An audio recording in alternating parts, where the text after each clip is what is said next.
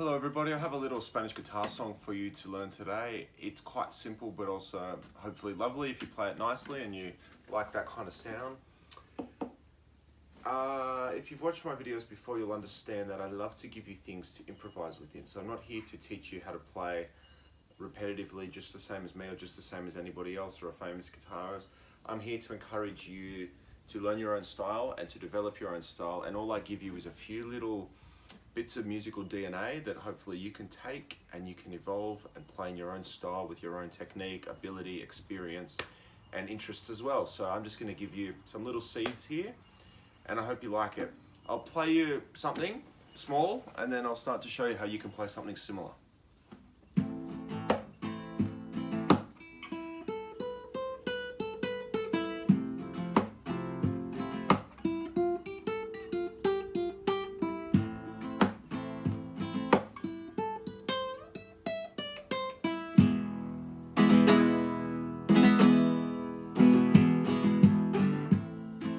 And you get the point back to the start.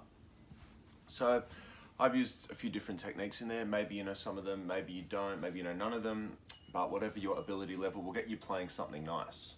So firstly, the chords, even if you're not ready for that right hand strumming, which is not particularly hard, but you might be a total beginner or you might not have spent much time on that. Even if you're not ready for the right hand strumming, let's just have a quick look at the chords. Starting with A minor, very popular in Spanish guitar. It's very popular in all kinds of guitar, A minor.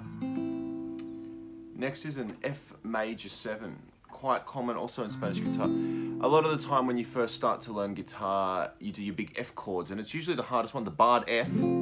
I know for me, when I started playing at about 11 years of age, it was definitely the hardest because it's often the first time you do a bar. And for a lot of beginner guitarists learning your Beatles songs and your Coldplay songs and Rolling Stones and whatever you're listening to, you get to those F chords in those first few songs you're learning and they're quite tricky. So way to simplify and also add a bit of beauty, a bit of elegant beauty to the sound is actually F major 7. So if you imagine playing a normal F bar chord, imagine just removing that first finger entirely and simply fretting the C note at the first fret of the B string. The open E string is ringing, which adds a really interesting texture to the chord because that's the major 7th of the chord. So there you go. So I'm fretting the 3rd fret of the A string, 3rd fret of the D string, 2nd fret of the G string, 1st fret of the B string, and that's open A string. F major 7. Back to A minor, and then E major. E major is just 0, 2, 2, 1, 0, 0. So even if you learn nothing else today, there's a little progression, you go play with that progression.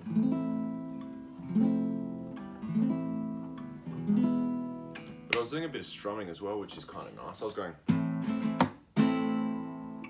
slow motion. So there's basically 5 strokes. There's a hit. The hit is just, if this is the bridge, this white piece of bone or plastic is the bridge, just in front. The strings are quite tight there, quite hard. Get a nice, kind of like a drum sound. So I'm using all 3 fingers like a big pad or something like that, hitting together. That's hit number 1 of 5. Then we go. So boom, down, up. Down is kind of those 3 fingers again. Up with the thumb. I mean, if you wanted to, you could use 1 finger, but. So slow motion, the down, the 3 fingers, up with the thumb. So 1, 2, 3. Then hit, just a kind of whole palm striking on the body of the guitar. I'm kind of making a percussive sound somewhere there, but I'm also striking across the strings. And the last of those 5 strikes is another downstroke. So it goes boom, down, up, hit, down, boom, down, up, hit, down. Change chords. Boom, down, up, hit, down, boom, down, up, hit, down. I'll slow down a bit. Boom, down, up, hit, down, boom, down, up, hit, down.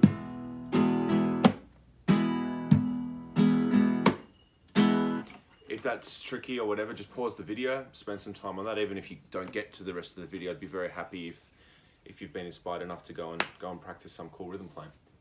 But yeah, so what I was doing was that boom, da da da da. I was doing that twice.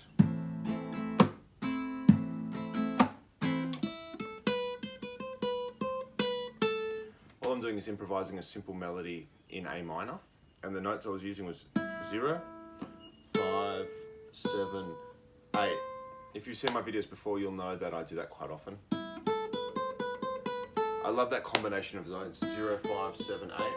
0, 5, 8, that's an A minor arpeggio, so that's an E note, an A note, and a C note, E, A, C, or in order would be A, C, E. A minor arpeggio. Love to throw that little B note in there, it adds some lovely colour, and it's from the A minor scale. It's kind of on the way, so you're playing this note, trying to get to this note at the 8th fret. Why not play the 7th fret? So you can try that yourself. Improvise a melody. Next chord is the F major 7. And I was just improvising a melody with the notes 0, 1, 3, 5. That's also an F major 7 arpeggio, or part of one, because I'm not using the C note, but that's enough to spell out an F chord or an F major 7 chord. Back to A minor. The second time I play A minor, I kind of go up a bit, so I was going those notes that you saw before, 0, 5, 7, 8, but I was also allowing myself to go 12, 10, 8, 7.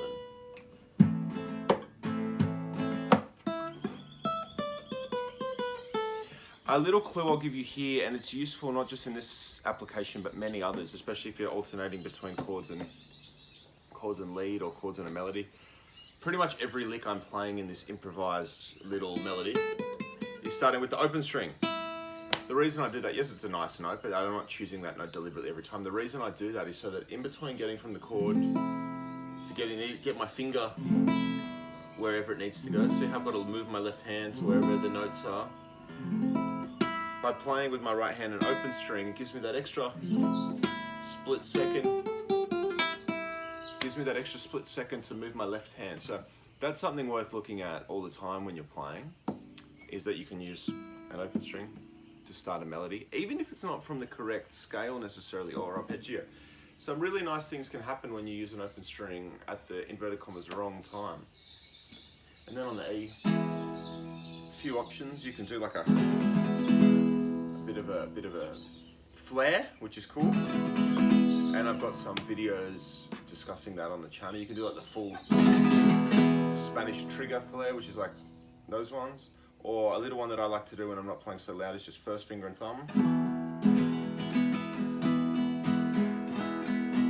So it's like down with the finger, up with the thumb. So I might do a video just on that because it might be a bit tricky. And you're back to the start.